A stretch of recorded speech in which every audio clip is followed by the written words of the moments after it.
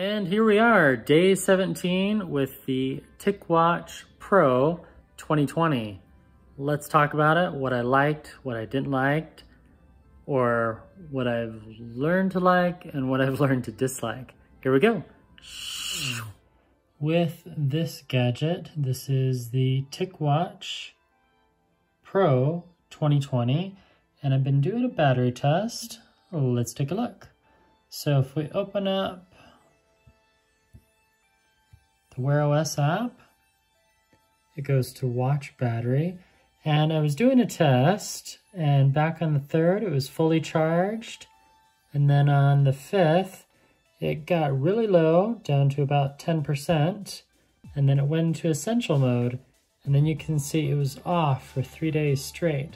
So today's Wednesday, and now it's 2 o'clock, and it's fully charged.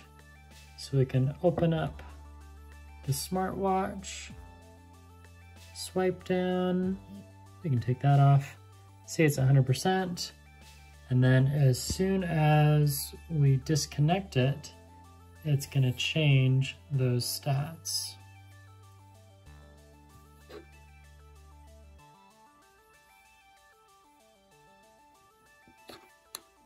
I can pop this off.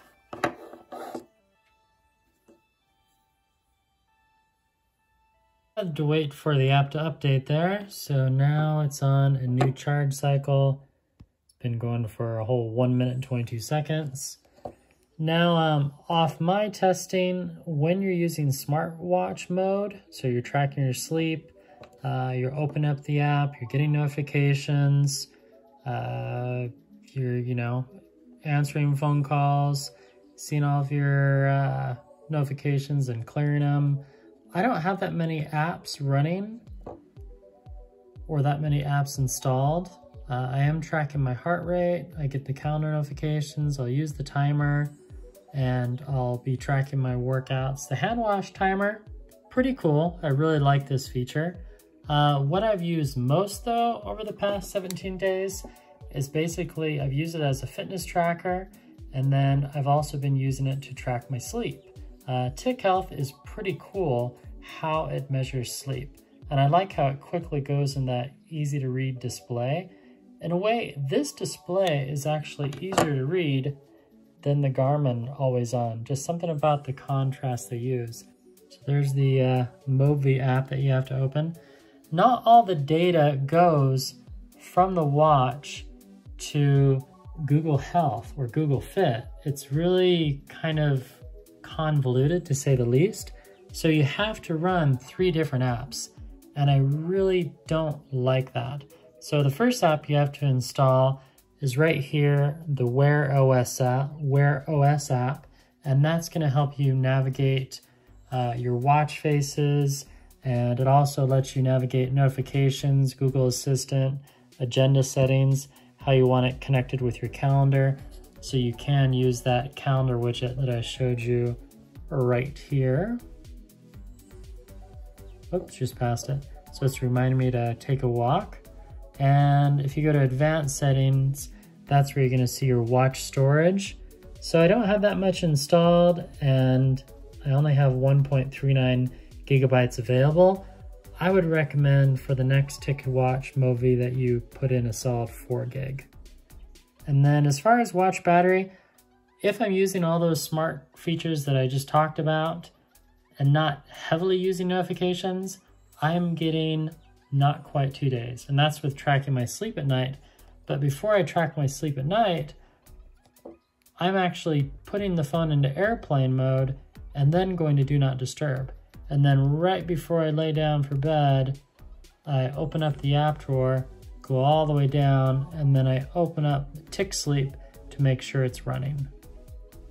But every night that I have slept with Tic Sleep running, it's worked. It's never failed. So that's had a 100% success rate as long as the battery is charged. And then the health data is pretty cool. So go back to the Movi app, which is the second app you're going to install. And if you open up the health, so here are my daily steps. Now, while I was wearing it, I should have data from the 7th, There we go, and that's pretty much spot on. So it's not losing any data while it's in exercise mode, but if you notice, there's no heart rate data. So while you're wearing the while you're wearing the TicWatch Pro, if you push this lower button, you're gonna get a manual heart rate reading, but that's it. It doesn't store it, and that's really disappointing. So it is tracking all your steps and any active hours, so it does do that algorithm once it saves. So if we go back to the 5th, and then the 4th, we have all that data. Now if we go back to heart rate, more. So we have a little bit of heart rate for today.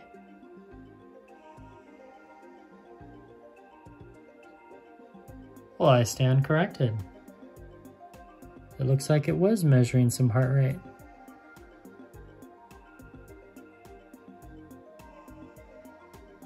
Wow. And that's not being imported from anywhere, so that's really interesting.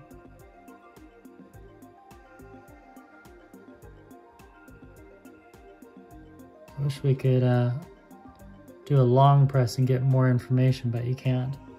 Another thing that I've learned is, so on Sunday I did my last workout. So if we go back to the 5th, there should be a nice workout. So there's the health.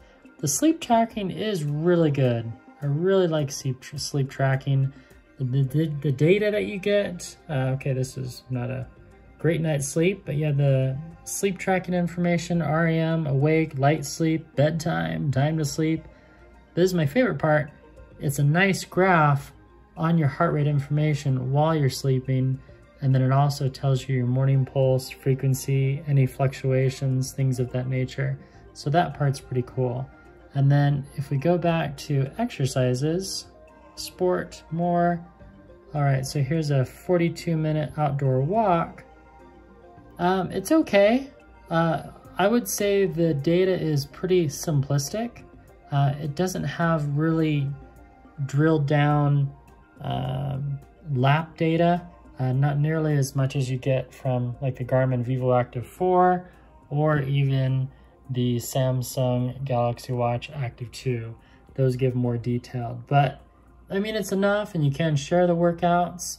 I haven't been able to integrate this with Strava. I might have to dig a little deeper.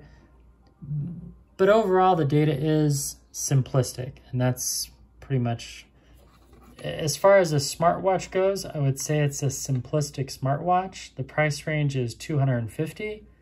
And if you use essential mode during the day and then turn it on at night and track your sleep and your heart rate, yeah, you're gonna get a solid 4 or 5 days.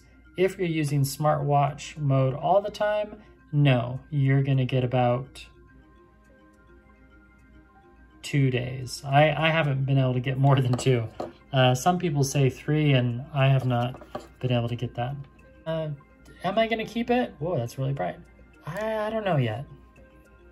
I think this is gonna have to go back. I prefer Garmin and Samsung, and there's some other watches I have to, well, not have to. There's some other gadgets that I'd like to test, so this one's gonna go back in a few days. Would I recommend it? It depends. It depends how much you rely upon smartwatch features. If you don't really need all those notifications and you just want something to track your workouts, yeah, I would recommend it.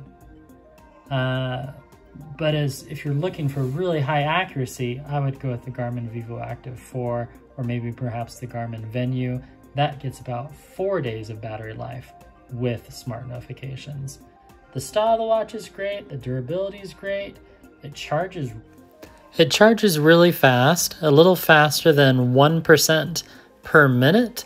The battery is almost nearly dead at 3%, and it fully charged from 3% to 100% in just 1 hour and 22 minutes. So pretty good. The third app that you need to install is Google Fit, and that's gonna help you interact with the watch as well. But it's not a perfect marriage between Wear OS and the Tic applications. And you can see they're all in there. So you have Tic Sleep, and if we scroll down, we have Fit Breathe, Fit Goals, Fit Heart Rate, and then we also have Tic Health and Tic Pulse. So if we go to Tic Pulse, it's going to give some of the measurements that we have for the heart rate. Okay, so now we go back. And if we open up that same, not the same app, but if we open up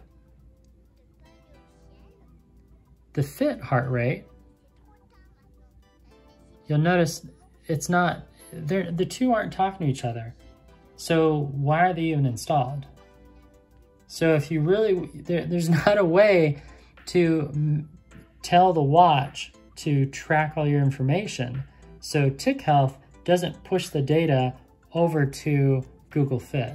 And that just doesn't make sense because it's all on the same watch. So it's not it's as if you have two different operating systems. You have two different programs on the watch and the two don't communicate. And that's beyond frustrating. That's one of the reasons I wanted to try the new TicWatch 2020 to see if TicWatch had improved upon that, and they have yet to do so.